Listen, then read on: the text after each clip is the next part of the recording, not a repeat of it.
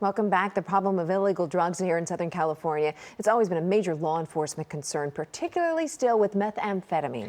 Bill Bodner is special agent in charge of the Los Angeles DEA, and he's joining us now with details on a major drug seizure. Bill, thanks so much for joining us this morning. Now, we understand that this latest investigation involved the largest domestic seizure of methamphetamine made by the DEA. We know there's going to be a special news conference later today, but can you give us right now some scope of the seizure and also the ties to Southern California and possibly the Sinaloa cartel? Absolutely. So, yes, there is significant ties to the Sinaloa cartel, and generally a seizure of this size, it's usually made, and there haven't been many seizures this size at all made by any agency, but usually they're made near the ports of entry.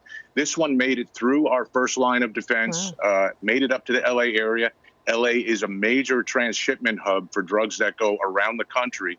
Made it here. It was in some houses here, and luckily we were able to get it over 2,000 pounds, over a ton of methamphetamine. We were able to get it before it made its way to the streets. Methamphetamine is having a major impact on some of the social problems that we have in our city. It's contributing to the homelessness, mental health issues, and even violent crime. It's a very dangerous drug, and we're happy that we can, at least in this case, take a big chunk out of the supply. You know, we always talk about fentanyl, we always talk about the other drugs, but meth is still the leader here in Southern California. It's so unfortunate. You've been partnering up also with other police departments, right? Pasadena PD. Another case, a woman who allegedly sold narcotics, and it did lead to several overdoses and deaths, right? Yeah, Brandy, unfortunately, this is not an uncommon thing. So this case in Pasadena, the drugs from one salesperson, one distributor, led to 7 overdoses, and 4 of those people died, unfortunately. And this was in a 24-hour period. And this used to be something that we would rarely see here in California. And I can tell you now it's a monthly event. It's a monthly event where fentanyl is in some drugs, and people don't realize exactly what they're getting. Someone tries like a new drug cocktail and sells it, and this is what results. And it's just imagine if this were like gun violence. I saw your story earlier about gun violence.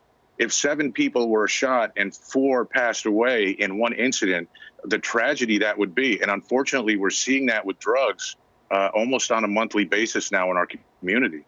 Yeah. Oh, my gosh. And Bill, we have this Saturday. It's National Prescription Drug Take-Back Day. So what's the real impact of an event like this one?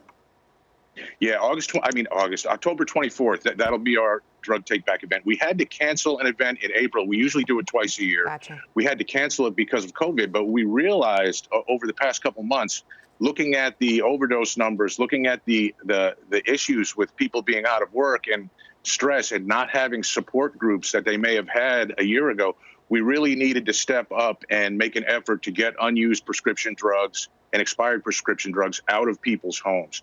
So it does have an impact. This is kind of the first line of defense and something that everyone in our community can do to help address the problems of addiction.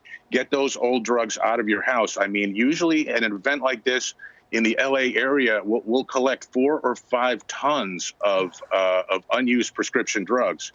And this year we're going to have fewer sites.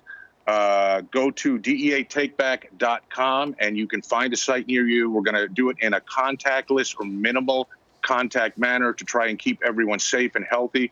We realize the importance of that, but we also have to find a way to move forward and keep working with the public to get these drugs out of people's medicine cabinets. That's the first diversion path to addiction. Yeah, Bill Bodner, thank you so much for joining us once again. Special agent in charge of the Los Angeles DEA, joining us to talk about some really important issues that sometimes people forget about in the midst of a pandemic. So we appreciate your time.